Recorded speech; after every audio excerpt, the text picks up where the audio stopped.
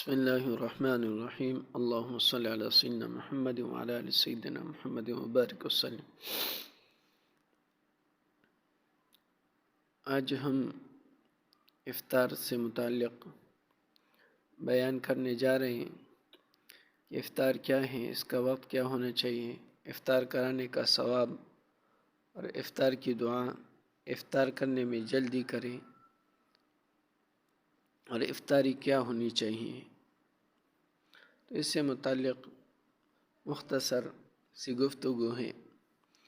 افطار کا وقت آفتاب غروب ہونے کا یقین ہونے کے بعد افطار کا صحیح وقت ہو جاتا ہے۔ اس کے بعد افطار میں دیر کرنا مکروہ اور خلاف سنت ہے۔ ہاں، اگر کسی وجہ سے غروب آفتاب میں شبہ ہو تو 2-4 منٹ انتظار کر لینا بہتر ہے۔ نمبر 2، افطار کرانے کا ثواب۔ روزہ دار کو افطار کرانے سے صغیرہ گناہ معاف ہو جاتے ہیں، جہنم کی آگ سے نجات ملتی ہے اور اتنا ثواب ملتا ہے جتنا روزہ دار کو روزہ رکھ کر ملتا ہے، اور روزہ دار کے ثواب میں بھی کمی نہیں ہوتی۔ اگر کوئی آدمی غریب ہے اور وہ یہ ثواب حاصل کرنا چاہتا ہے تو روزہ دار کو افطار کے وقت 1 گھونٹ لسی پلا دے یا 1 کھجور کھلا دے یا 1 گھونٹ پانی پلا دے تو اس کو یہ ثواب ملے گا۔ اس کے ساتھ اگر کوئی شخص کسی روزہ دار کو پیٹ بھر کر کھانا کھلائے گا تو اللہ تعالیٰ اس کو حوض کوثر سے ایسا پانی پلائے گا کہ جنت میں داخل ہونے تک پھر کبھی اس کو پیاس نہ لگے گی۔ افطار کی دعا۔ افطار کے وقت یہ دعا پڑھنا مستحب ہے۔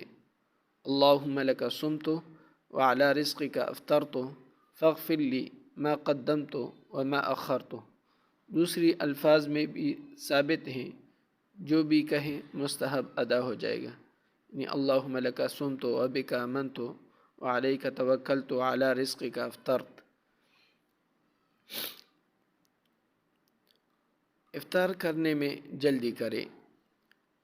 نمبر 1، جب سورج غروب ہونا یقینی طور پر معلوم ہو جائے تو بلا تاخیر افطار کر لینا چاہیے۔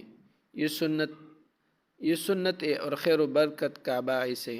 محض شبہ اور وہم کی بنا پر افطار میں دیر کرنا درست نہیں۔ رسول اللہ صلی اللہ علیہ وسلم نے ارشاد فرمایا کہ اللہ تعالی نے فرمایا کہ میرے بندوں میں زیادہ محبوب بندہ وہ ہے جو افطار میں جلدی کرے۔ ایک اور حدیث شریف میں ہے کہ روزہ افطار کرنے میں جلدی کرنی چاہیے۔ ایک اور حدیث شریف میں ہے کہ جب تک مسلمان روزہ افطار کرنے میں جلدی کرتے رہیں گے دین کا غلبہ رہے گا۔ نمبر 2، افطار میں اتنی جلدی نہ کرے کہ غروب سے پہلے افطار ہو جائے۔ اگر اس گمان سے افطار کر لیا کہ سورج غروب ہو گیا لیکن بعد میں معلوم ہوا کہ غروب سے پہلے افطار ہوا تو روزہ فاسد ہو جائے گا، قضا ضروری ہوگی، کفارہ نہیں۔ نمبر 3، سورج غروب ہونے کے بعد جلدی افطار کرنے کو غلط سمجھنا صحیح نہیں۔ نبی کریم صلی اللہ علیہ وسلم نے فرمایا کہ جب رات آ جائے اور دن چلا جائے اور سورج غروب ہو جائے تو افطار کا وقت ہو گیا۔ اس سے معلوم ہوا کہ سورج غروب ہونے کا یقین ہو گیا تو بلا تاخیر افطار کر لینے چاہیے۔ افطاری کیا ہونی چاہیے؟